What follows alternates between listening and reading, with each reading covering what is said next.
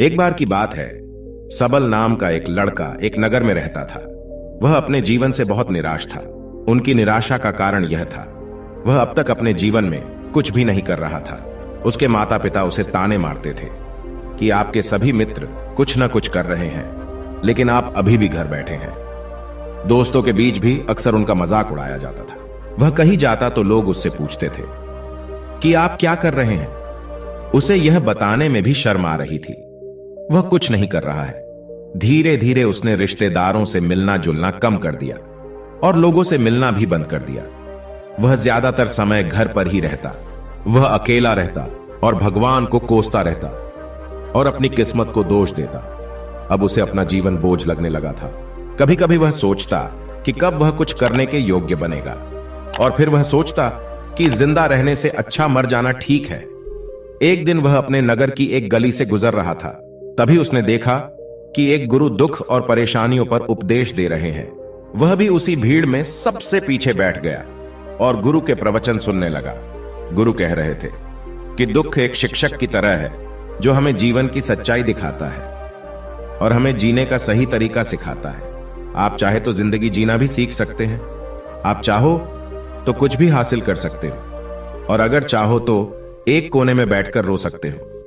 इन सभी बातों को सबल ध्यान से सुन रहा था, लेकिन उपदेश की यह बातें पसंद नहीं आई। उसने खड़े होकर कहा कि कुछ भी सिखाने से दुख दूर नहीं होता, इसमें केवल दर्द होता है। दुख की पीड़ा अनंत है। ऐसा लगता है कि इसके बाद कुछ होने वाला नहीं है। इससे कुछ भी फर्क नहीं पड़ता है। इसके सामने तो मौत भी छोटी लगती है। तब गुरु ने कहा, वत्स, तुम्हारा दुख क्या है? सबल ने उनके सामने अपनी सारी व्यथा सुनाई और गुरु से पूछा कि मेरे इन दुखों का कोई उपाय है तुम्हारे पास? यह सुनकर गुरु मुस्कुराए और बोले, तुम उस दिन मेरे पास आना जब आपके जीवन में वास्तविक दुख आए। मैं आपकी समस्या का समाधान अवश्य करूंगा। यह कहकर गुरु वहां से चले गए। सबल ने सोचा, क्या यह मेरा दुख नहीं है तो क्या है? मैं जिस दर्द से गुजर रहा हूं वह असली दुख नहीं है क्या? मेरा दुख कोई नहीं समझ सकता। जब मां बाप नहीं समझते तो भला गुरु क्या समझेंगे? उस दुखों से व्यथित होकर सबल ने एक फैसला लिया कि अब वह कुछ करेगा। सबल ने एक छोटा व्यवसाय शुरू किया, पर उसे सफलता नहीं मिल रही थी। लेकिन उसके घर वाले खुश थे। वह कुछ कोशिश कर रहा है। वह अपने व्यवसाय में लगा रहा और धीरे धीरे उन्हें सफलता मिलने लगी।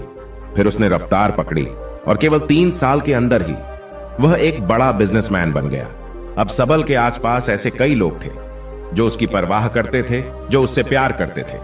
अब उनके परिवार के सदस्य भी उसकी तारीफ करते करते थकते नहीं थे। दिन ब दिन उसके मित्रों की संख्या बढ़ती जा रही थी। अब वह अपनी जिंदगी से बहुत खुश था। उनके कुछ दोस्तों ने उन्हें सलाह दी कि जब तुम एक बड़ा बिजनेसमैन बनकर बहुत खुश हो तो सोचिए आपको कितनी खुशी होगी अगर आप इस शहर और इस राज्य के सबसे बड़े बिजनेसमैन बन जाते तो कितने लोग आपसे जुड़ना चाहेंगे, आपकी कितनी बड़ी ख्याति होगी और स्वयं राजा भी आपसे दोस्ती करना चाहेंगे और जरूरत पड़ने पर आपसे पैसे भी उधार लेंगे। दोस्तों की यह बात सबल के मन में बैठ गई। अब वह और पैसे कमाने की कोशिश करने लगा, लेकिन उसे यह सब बहुत ही जल्दी चाहिए था।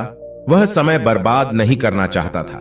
वह अधिकांश समय इन चीजों को प्राप्त करने में लगाने लगा। इसलिए वह ऐसे काम करने लगा जो सही नहीं थे। उसने पैसे उधार लेना शुरू कर दिया। उसके दोस्तों से पैसे की मात्रा और अधिक मुनाफा कमाने के लालच में वह अपने माल में मिलावट करने लगा।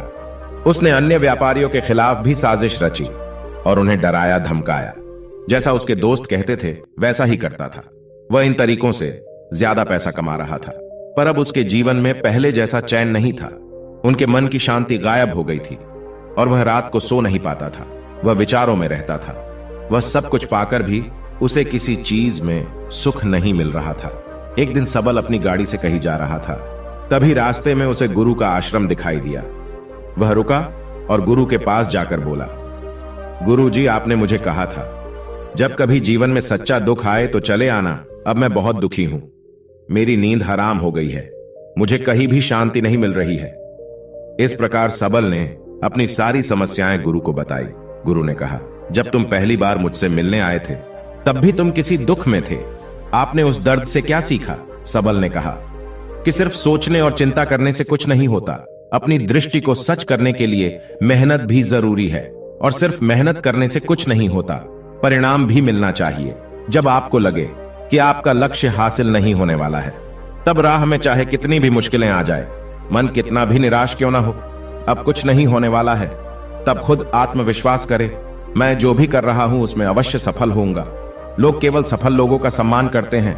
कोई कितना भी अच्छा क्यों ना हो, वह हमेशा लोगों की नजरों में बोझ बने रहते हैं।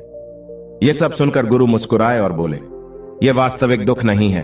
अपने जीवन में वास्तविक दुख आए तब मेरे पास आना, मैं उसे ठीक कर दूंगा। सबल ने जाते समय गुरु को सोने के सिक्कों से भरा घड़ा भेंट किया। घड़े को देखकर गुरु ने कहा कि यह मेरे किसी काम का नहीं है, उस पेड़ के नीचे गड्ढा खोदकर गाड़ दो। सबल ने घड़े को पेड़ के नीचे दबा दिया।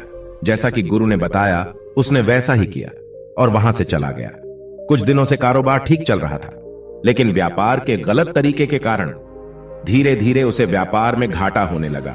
उसकी सारी दौलत धीरे धीरे खत्म होने लगी और एक दिन ऐसा भी आया जब उसके पास कुछ भी नहीं बचा और उस पर कर्ज का बोझ चढ़ गया था। परंतु वह निश्चिंत था, क्योंकि उसने अपना सारा कर्ज अपने दोस्तों से लिया था। उसने सोचा था कि उसके दोस्त बुरे वक्त में उनके साथ खड़े रहेंगे, लेकिन ऐसा कुछ नहीं हुआ। जैसे ही बुरा वक्त आया, दोस्त पहले उससे कर्ज मांगने लगे। अगर उसने कर्ज नहीं लौटाया तो उन्होंने उसे जान से मारने की धमकी भी दी। उनके सभी शुभ चिंतक और प्रियजन उससे दूर हो गए। उसके दोस्त जो उसके साथ मस्ती किया करते थे, अब उससे दूर भाग रहे थे। उसका परिवार उसकी गलतियां और कमियां गिनने लगा। उसकी सारी संपत्ति नीलाम हो गई और उसके पास कुछ भी न बचा। जब उसने अपने पिता से मदद मांगी तो पिता ने कहा कि मेरे पास थोड़ी सी संपत्ति है, अगर मैं तुम्हें दे दूंगा तो मैं तुम्हारी मां को क्या कहूंगा। यह संपत्ति हमारा अंतिम सहारा है। सबल के मन में गहरा दुख छा गया। उसके आसपास कोई नहीं था उनके दुख को समझ सके। लोगों के इस विश्वासघात के कारण वह अंदर से टूट चुका था। वह सोचने लगा कि अब जीने का कोई मतलब नहीं है, अब मौत ही मेरा सहारा है। वह आत्महत्या करने के लिए पहाड़ी पर जा रहा था। तब उसे याद आया कि उस गुरु ने उससे कहा था, तब मेरे पास आना जब तुम्हारे जीवन में वास्तविक दुख हो। सबल गुरु के पास गया और अपनी सारी व्यथा सुनाई। आंखों में आंसू लिए उसने कहा, हे गुरुदेव, मेरे दुख का निवारण कीजिए। तब गुरु ने कहा कि जब जीवन में असली दुख आए तब मेरे पास आना, मैं इसे जरूर ठीक करूंगा। सबल ने कहा कि यह क्या है, मेरी जिंदगी में दुख नहीं है, तो आखिर असली दुख क्या है? गुरु ने सबल से कहा कि पहले आप मुझे बताओ कि आपने अपने दुख से क्या सीखा। तब सबल ने कहा कि मैंने वह सीखा, जो लोग हमारे जीवन में आते हैं वह हमारी सफलता और प्रगति के कारण वो हमें धोखा जरूर देंगे, क्योंकि बुरे समय में वे हमारे साथ नहीं खड़े होंगे। वे अच्छे समय में ही हमारा फायदा उठाएंगे और बुरे समय में हमें छोड़ देंगे। उन लोगों पर ही भरोसा करें जो हमारे बुरे समय में हमारे साथ खड़े रहते हैं। लेकिन ऐसे लोग बहुत कम होते हैं, लेकिन जिनके पास है उन्हें उनकी सराहना करनी चाहिए, उनका अपमान नहीं करना चाहिए। कभी भी किसी के खिलाफ साजिश नहीं रचनी चाहिए। अपना काम ईमानदारी और धैर्य से करें और कभी लालची न बने। अपने सारे दुख दर्द और अनुभव बयां करने के बाद सबल गुरुजी के सामने आंखों में आंसू लिए बैठ गया।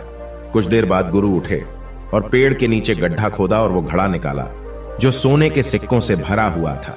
उसने सबल को देकर कहा, मेरे पास तब आना जब तुम्हारे जीवन में वास्तविक दुख हो। सबल ने अपने गुरु को धन्यवाद दिया और उसे प्रणाम करके चला गया। उस पैसों से उसने एक छोटा सा व्यवसाय शुरू किया। अब वह छोटा व्यापारी बनकर भी खुश था। उसने पूरी लगन और ईमानदारी से कारोबार किया और जल्द ही वह अपने शहर का एक बड़ा व्यापारी बन गया। उसका जीवन सुख सुविधाओं से भरा हुआ था। लेकिन कोई कितना भी अच्छा क्यों ना हो, लेकिन जीवन में दुख आता है, तो सबल के जीवन में भी दुख आया। अपने माता पिता की मृत्यु हो गई। वे दोनों एक ही दिन मर गए। सबल अपने माता पिता से बहुत प्यार करता था, इसलिए उनके निधन से उन्हें गहरा सदमा लगा। अंतिम संस्कार किया गया। उसने अपने माता पिता का शव जलते हुए देखा तो उसका मन बेचैन हो उठा। उसके मन में कई सवाल उठने लगे। वह घर वापस आ गया। उसने अपने माता पिता के घर और संपत्ति को देखा, जिसके लिए उनके पिता हमेशा लड़ते रहे।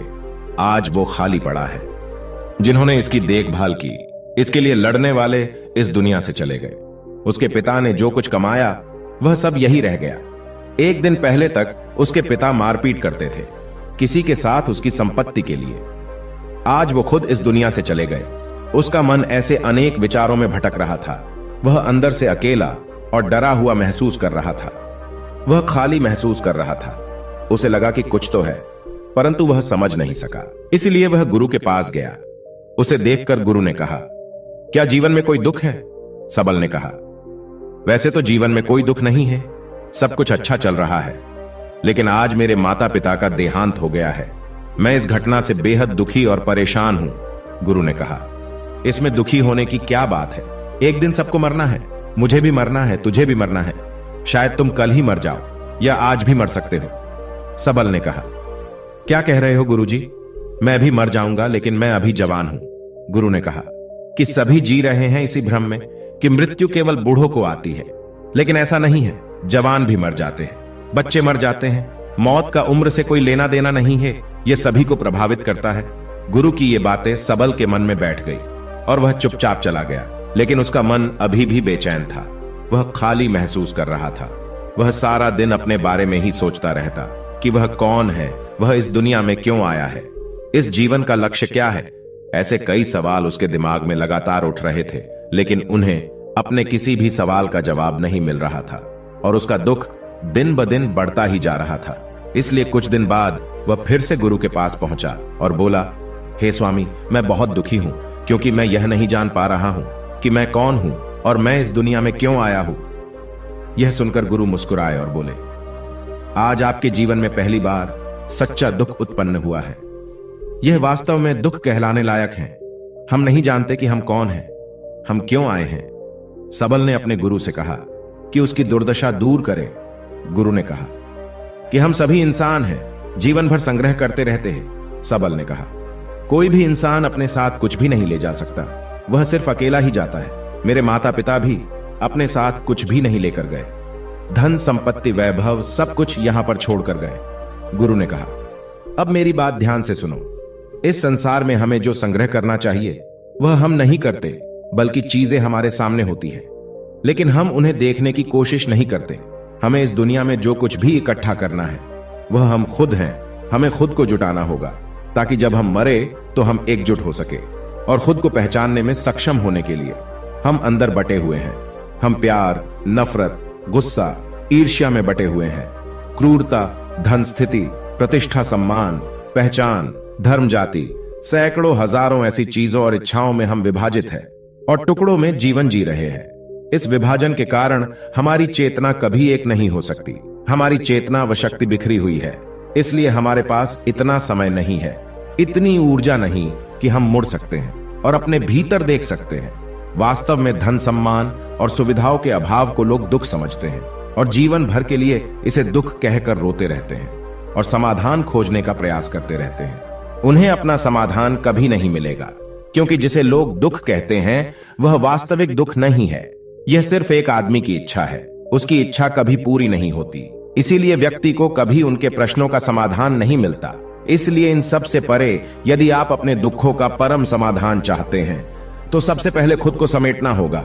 इस दुनिया से अपनी ऊर्जा वापस ले लो और इकट्ठा करो। अपने आप पर ध्यान केंद्रित करो, स्वयं पर ध्यान दो। अपने मृत्यु से पहले अपने आप को जानने की कोशिश करो। बिखरो मत, सबल ने कहा। गुरुजी, क्या हम इस संसार को छोड़ दें? हमारी सभी इच्छाओं को मार देना चाहिए।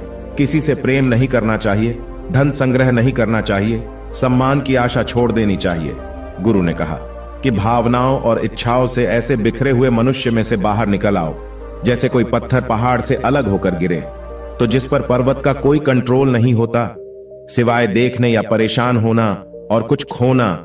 ठीक वैसे ही बिखरे हुए मनुष्य की इच्छाएं बेकाबू और दर्दनाक है। उसका अनियंत्रित मन इच्छा करता रहता है और कल्पना करता रहता है और यह दुख देता है। लेकिन जब एक व्यक्ति अपने मन को एकत्र करता है तो वह जो कुछ भी करता है वह उसके नियंत्रण में होता है। फिर उसकी इच्छा से इच्छाएं भी उत्पन्न होती है। फिर सबल ने कहा कि आपने मेरे असली दुख का समाधान कर दिया। आपका बहुत बहुत धन्यवाद। अब से मैं खुद को समेटने और खुद को तलाशने की कोशिश करूंगा।